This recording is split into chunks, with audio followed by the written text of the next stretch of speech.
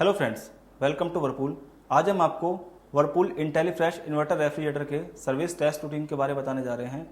लेकिन service test routine को चलाने से पहले आप यह इंश्योर कर लीजिए कि आपका फ्रिज ऑलरेडी वर्किंग कंडीशन में तो नहीं है। अगर आपका फ्रिज ऑलरेडी रनिंग कंडीशंस में है तो आप फ्रिज को 3 से 5 मिनट के लिए बंद कर दीजिए, जिससे कि आपके फ्रिज के अंदर जो रेफ्रिजरेंट है वो दोनों पार्ट्स के अंदर सेटल हो जाए। जब रेफ्रिजरेटर दोनों पार्ट्स में सेटल हो जाए उसके बाद ही आप फ्रिज को ऑन करें और उसके अंदर सर्विस टेस्ट रूटीन को परफॉर्म करें। सर्विस टेस्ट रूटीन को चलाने के लिए सबसे पहले रेफ्रिजरेटर को मेन स्विच से ऑन करें। ऑन करने के बाद temperature up and temperature down दोनों बटनों को लगभग 3 सेकंड तक एक साथ प्रेस करके रखें। जब आप दोनों बटनों को लगभग 3 सेकंड तक एक साथ प्रेस करके रखेंगे तो डिस्प्ले पर आपको SE1- शो होगा। इट मीन्स आपका refrigerator service test routine mode के अंदर एंटर हो चुका है और साथ ही साथ temperature up and temperature down दोनों बटन्स भी चेक हो चुके हैं। अब मेरे को डिस्प्ले पीसीबी के ऊपर नीचे वाले 3 बटन्स को चेक करना है। 3 बटन को चेक करने के लिए मुझे क्या करना होगा, टेम्परेचर अप के बटन को 1 टाइम प्रेस करना होगा। प्रेस करने के बाद पावर सेवर का बटन जब प्रेस करूंगा तो डिस्प्ले पे लिखा आएगा 11।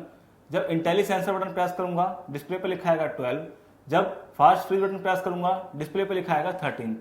अभी मैंने डिस्प्ले पीसीबी के ऊपर की टेस्टिंग कर ली है। अब मेरे को डिस्प्ले पीसीबी के ऊपर लगी हुई सारी एलईडीज को चेक करना है। एलईडीज को चेक करने के लिए मैं टेम्परेचर अप का बटन 1 टाइम प्रेस करूंगा। अभी आपने देखा डिस्प्ले पीसीबी के ऊपर सारी लाइटें ग्लो कर रही हैं। इट मींस आपकी डिस्प्ले पीसीबी प्रॉपर काम कर रही है।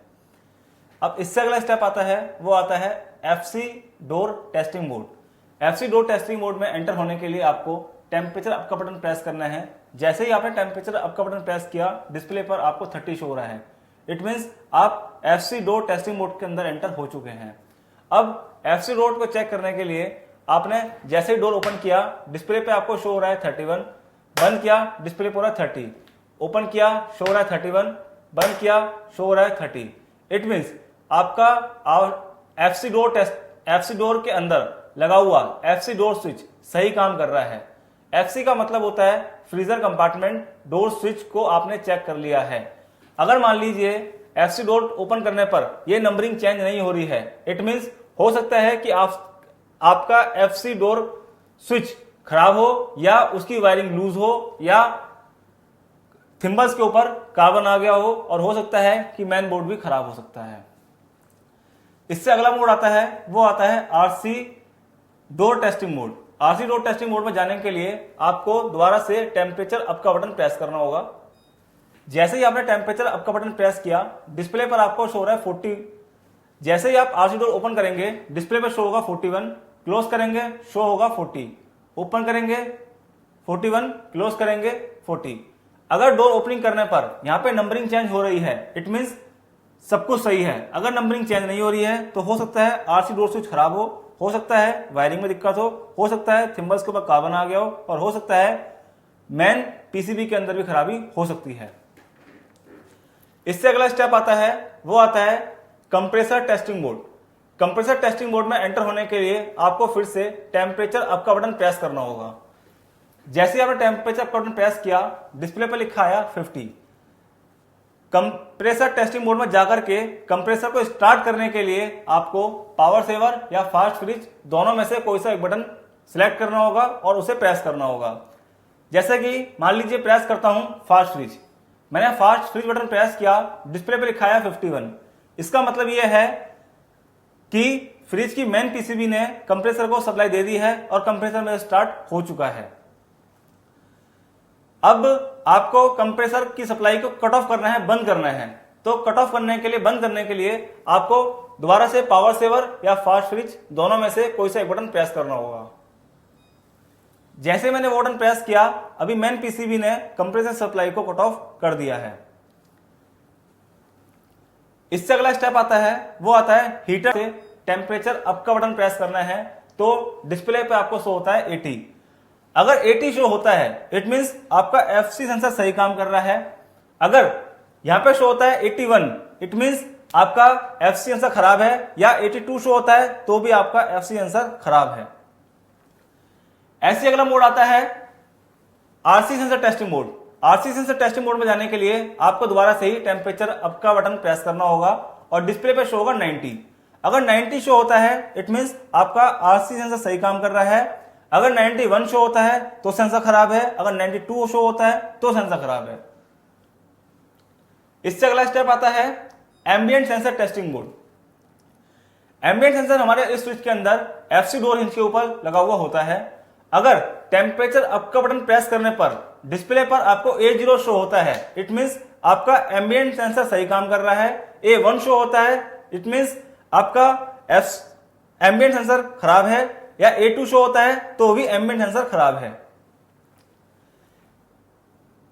इससे अगला मोड आता है सॉफ्टवेयर वर्जन टेस्टिंग मोड। जैसे ही मैंने टेम्परेचर अप का बटन प्रेस किया डिस्प्ले पर आपको एक नंबरिंग शो हो रही है। नंबरिंग स्टार्ट कहां से होती है? US 020000। ये हमारी पीसीबी का फर्स्ट सॉफ्टवेयर वर्जन नंबर है। फर्स्ट सॉफ्टवेयर वर्जन नंबर आपका 8 डिजिट है जो कि पीसीबी 4 पार्ट्स में आपको शो करती है। अगेन मैं जब टेम्परेचर अप का बटन प्रेस करूंगा पीसीबी का सेकंड सॉफ्टवेयर वर्जन आपको पीसीबी शो करेगी। जैसे कि आप देख पा रहे हैं AS 010000। ये हमारी पीसीबी का सेकंड सॉफ्टवेयर वर्जन नंबर है। ये वर्जन भी 8 डिजिट का है जो कि पीसीबी आपको 4 पार्ट्स में शो करती है। ऐसे ही अगला भी थर्ड सॉफ्टवेयर वर्जन है। जैसे कि आप देख रहे हैं FF020000। इट मींस ये भी हमारा 8 डिजिट का सॉफ्टवेयर वर्जन नंबर है। इसको भी हमारी पीसीबी 4 डिजिट में आपको 4 पार्ट के अंदर आपको शो करती है। इससे अगला स्टेप आता है, अगले स्टेप पे जाने के लिए आपको टेम्परेचर अप का बटन प्रेस करना है। जैसे ही मैंने टेम्परेचर अप का बटन प्रेस किया डिस्प्ले पे आता है E-। अगर फ्रिज के डिस्प्ले के ऊपर E- लिखा हुआ आता है इट मींस फ्रिज के अंदर कोई खराबी नहीं है, सारे पार्ट सही काम कर रहे हैं। लेकिन अगर मान लीजिए E- की जगह पे लिखा आता है ES मींस फ्रिज के अंदर तीनों सेंसर में से कोई सा एक सेंसर खराब हो सकता है, या फिर उस सेंसर की कोई वायरिंग लूज हो सकती है, या फिर उस सेंसर का जैक लूज हो सकता है, या फिर जो मेरी मेन पावर बोर्ड की सप्लाई है वो खराब हो सकता है। अगर यहां पे लिखा आता है E- की जगह पे EH, हो सकता है कि हीटर की जो सीरीज है उसमें कहीं कोई इशू हो। जैसे कि मान लीजिए थर्मल फ्यूज खराब हो सकता है, या फिर हीटर खराब हो सकता है, या फिर हीटर का कनेक्टर लूज हो सकता है, या फिर थर्मल फ्यूज के अंदर मॉइस्चर हो सकता है, या फिर आपकी जो मेन पीसीबी है वो भी खराब हो सकती है। अगर आपको शो होता है EC इट मींस कंप्रेसर से रिलेटेड ये इशू है। मींस कंप्रेसर साइड में कोई दिक्कत है, या तो हो सकता है कंप्रेसर का टर्मिनल जो है वो लूज हो गया हो सकता है कंप्रेसर टर्मिनल के ऊपर कार्बन आ गया हो, और हो सकता है कंप्रेसर टर्मिनल की वायर जल गई हो, और हो सकता है मेरी कंप्रेसर पीसीबी खराब हो गई हो मींस इन्वर्टर बोर्ड खराब हो गया हो, या हो सकता है कि मेरा कंप्रेसर खराब हो गया हो। अगर इसके ऊपर E- की जगह पे लिखा आता है EF मींस आपका फैन मोटर रिलेटेड कोई ना कोई इशू है। जैसे कि मान लीजिए हो सकता है फैन मोटर का जैक लूज हो सकता है फैन मोटर की वायरिंग डिफेक्टिव हो सकता है फैन मोटर खराब हो, और हो सकता है मेन बोर्ड भी खराब हो सकता है। अगर डिस्प्ले पीसीबी के ऊपर E- लिखा रहा है इट मींस फ्रिज के अंदर कोई कमी नहीं है। अब सर्विस टेस्ट रूटीन मोड से बाहर जाने के लिए मुझे क्या करना होगा? Temperature up and temperature down दोनों बटनों को लगभग दोबारा से 3 सेकंड तक प्रेस करके रखना होगा।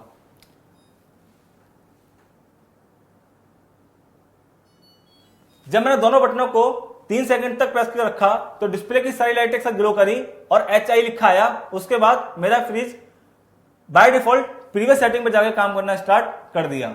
Thank you.